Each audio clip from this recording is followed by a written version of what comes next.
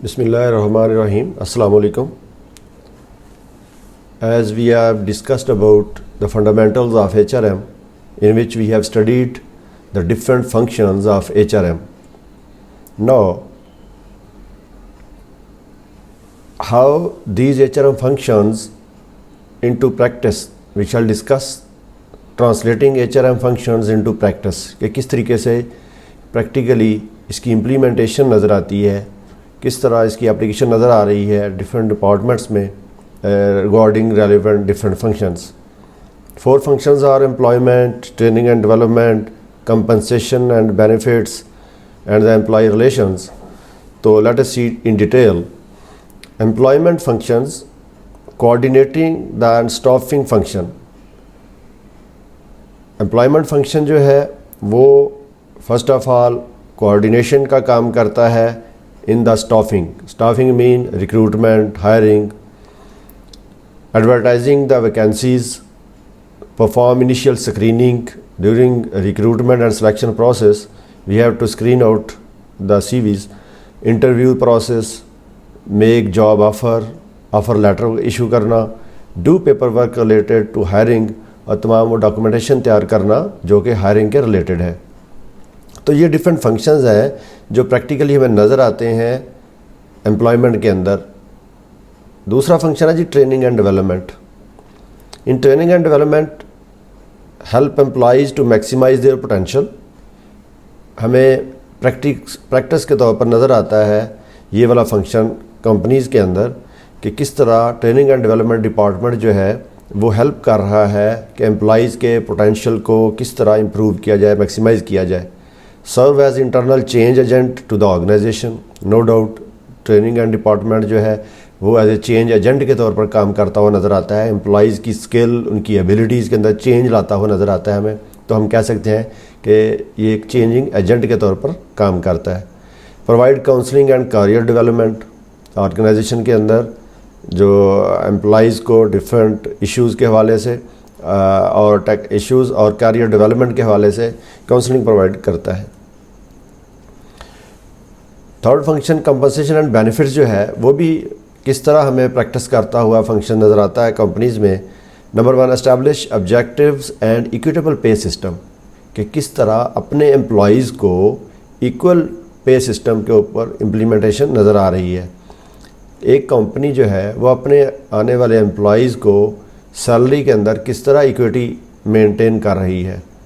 تو یہ ایک پریکٹس میں نظر آتا ہے. Design cost effective benefit packages that help attract and retain high quality employees. ایسے پیکیجز تیار کرنا جس سے آپ نہ صرف آپ مارکیٹ سے پوٹینشیل کینڈیڈیٹس کو اٹریکٹ کر سکیں, لوگ آپ کی کمپنی میں جاب کے لیے اپلائی کریں, ایز ویل ایز وہی لوگ جو ہیں جو آپ نے ہائر کیے ہوئے ہیں وہ ریٹین بھی رہ سکیں. اس طرح کے سیلری پیکیجز جو ہیں یا بینیفٹ پیکیجز جو ہیں وہ تیار کیے جائیں. Help employees to effectively utilize their benefits such as providing information on retirement planning. اسی طرح کمپنی میں جب ایک امپلائی اپنی لائف سپین گزارتا ہے تو ریٹائرمنٹ کے بعد اس کو کیا بینیفٹس ہوں گے, ڈیورنگ ریٹائرمنٹ گریجویٹی ہے, پینشن ہے, یا اور ای او بی آئی کے ساتھ رجسٹریشن کروائی ہوئی ہے وہاں سے پینشن ہے. تو ڈفرینٹ بینیفٹ جو ہیں جو کہ ریٹائرمنٹ پلان کے طور پر نظر آتے ہیں وہ بھی ایک ایچ آر ایم فنکشن کا کمپنسیشن پلان کا حصہ ہے. And the last one is the employee relation. یہ فنکشن جو ہے کس طرح پریکٹس میں نظر آتا ہے ہمیں. نمبر 1 ہے جی کمیونیکیشن. امپلائیز کے ساتھ کمیونیکیشن ہے, اپ ورڈ کمیونیکیشن کہ down word and up word both way, کہ اوپر سے نیچے تک بھی جو کمیونیکیشن امپلائیز کے ساتھ ہو رہی ہے ان کو جو انفارمیشن ان کی ریلیونٹ انفارمیشن ہے, ریکوائرڈ انفارمیشن ہے وہ ان کو پرووائڈ کی جا رہی ہے. اور جو لوور سے فارورڈ اپورڈ ہے مین کے امپلائیز کے ذہن میں کوئی کیوریز ہیں, کوئی انفارمیشن ریکوائرڈ ہے تو وہ بھی ان کو پرووائڈ کی جا رہی ہے. That is communication. پھر application of policies and procedures. جتنی بھی کمپنی کی پالیسیز ہیں اور پروسیجرز ڈیولپ ہوئے ہیں, رولز اینڈ ریگولیشنز ہیں, کمپنی کی ویلیوز ہیں, اس کو اپلائی کیا جانا تھرو کمیونیکیشن پروسیس ہی امپلائیز ریلیشن میں انوالو ہوتا ہے. ڈاٹا ڈاکومنٹیشن ہے جی, ہر طرح کی جو انفارمیشن ہے امپلائیز کی ڈیٹا بیس ہے یا اس کے ریلیونٹ جتنا بھی ڈیٹا ہے اس کو ڈاکومنٹ کرنا, یہ بھی امپلائی ریلیشن کے related. coordination of activities and services that enhance employee commitment and loyalty. Different activities में coordinate करना जिससे एम्प्लॉइज़ की जो लॉयल्टी है वो गेन की जा सके, कि एम्प्लॉइज़ जो हैं वो कंपनी के अंदर ज़्यादा देर तक रिटेन रह सकें. इस हवाले से इन एक्टिविटीज़ में भी कोऑर्डिनेट करना, उनको जो सर्विसेज मिल रही हैं उसमें सपोर्ट प्रोवाइड करना, ये भी एम्प्लॉय रिलेशन का ही फंक्शन है.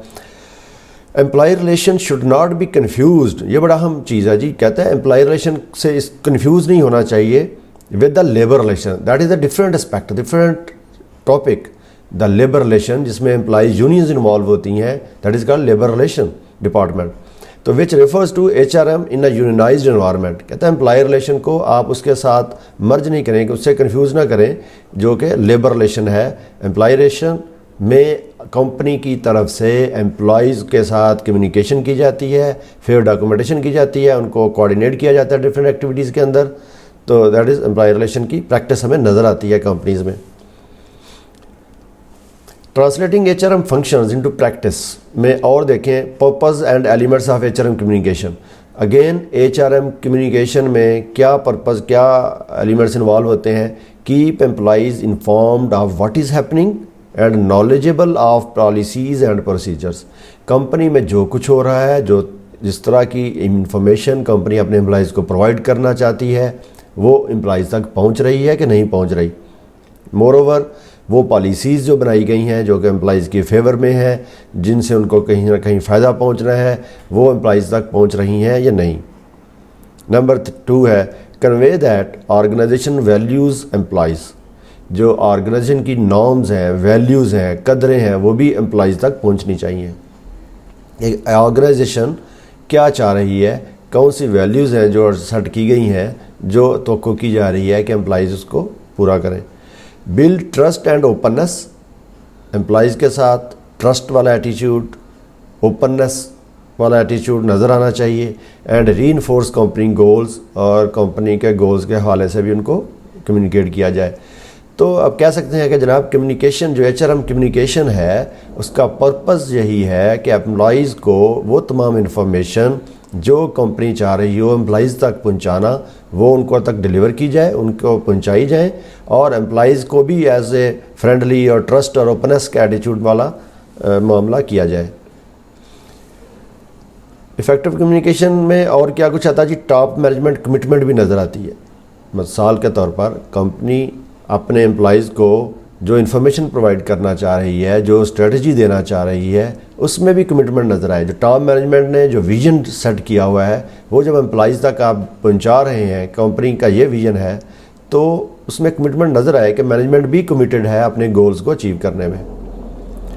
इफ़ेक्टिव अपवर्ड कम्युनिकेशन, वही जो पहले बात हुई है कि फ्रॉम लोअर टू टॉप आप जो एम्प्लॉइज़ को इंफॉर्मेशन जो पहुंचाना चाहते हैं टॉप मैनेजमेंट तक, उसको भी सुना जाए. That is upward communication.